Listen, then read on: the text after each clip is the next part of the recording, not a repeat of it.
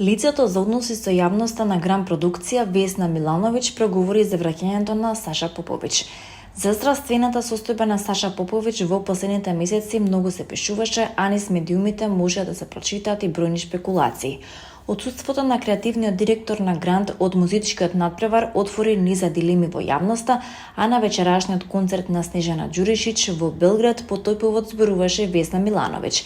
Тоа што Саша Поповиќ го поставил како темел не може да се расипе и да биде лошо, рече Весна, а потоа додаде: Веќе изјавив дека работел цело лето, одржувал аудиции. Очекуваме наскоро да ни се придружи. Штом ќе му дозволи здравствената состојба, вие медиумите ќе можете да го прашате се што сакате.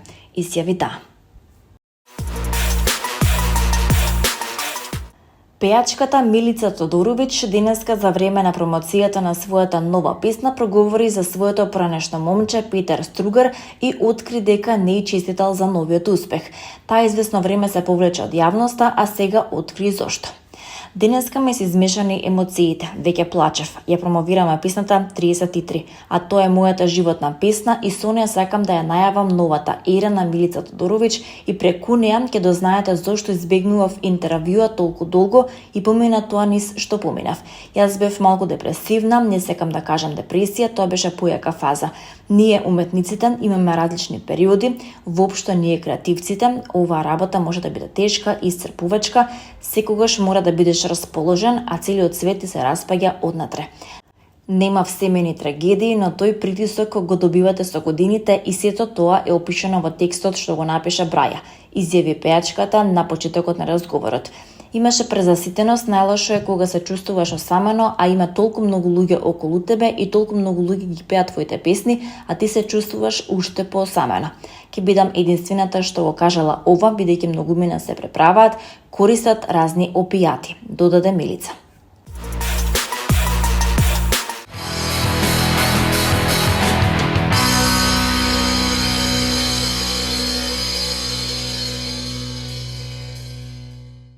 Македонскиот режисер Столе Попов е годинашниот лауреат на почесната награда Живоин Жика Павловиќ во Република Србија за промоција на балканската кинематографија во светот, јави дописникот на МИА од Белград. Оваа престижна награда ќе му биде врачена на годишното доделување на наградите за режисер на 17 октомври во Нови Сад. По повод оваа награда на 16 октомври во 20 часот и 30 минути во арена Синеплекс во Нови Сад ќе биде организирана проекција на неговиот филм Gypsy Magic. Влезот за проекцијата е бесплатен. Досегашни лауреати на ова признание се Гора Марковиќ, Слободан Шијан, Имир Костурица, Раде Шербеџија, Предраг Мики Манојловиќ, Лазар Ристовски, Драган Николич, Велимир Бата Живојиновиќ, Славко Штимац, Богдан Диклич, Горан Паскалјевиќ, Милчо Манчевски и Миша Радовојевиќ. Гала церемонијата за доделување на годишната награда за режисер ќе се одржи на 17 октомври 2024 година во хотел Пупин во Нови Сад во организација на продуцентската куќа Магична линија. На гала вечерата со номинираните режисери и гости ќе бидат доделени годишните режисерски награди за две категории: ТВ серии и за најдобра режија на филм од просторот на поранешна Југославија.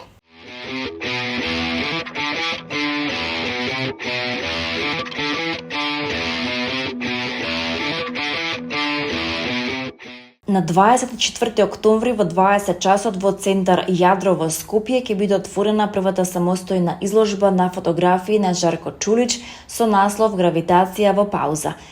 Изложбата ќе содржи 19 фотографии распределени во 5 групи во галерискиот простор на центар Јадро. Делата се специјално изработени за овој фотографски проект како скулптури и позадени во бои кои се менуваат. Жарко Чулич е роден во Скопје во 1985 година, студирал на архитектонскиот факултет во Скопје кога почнал да се интересира и за фотографија и дизајн. Во Скопје ја завршил првата школа за аналогна фотографија и историја на фотографија, а во 2012 година заменал во Белград, каде учил креативна фотографија. Учествувал на повеќе групни изложби и работел на неколку проекти со познати уметници од регионот. Во последните години се бави и со модната фотографија.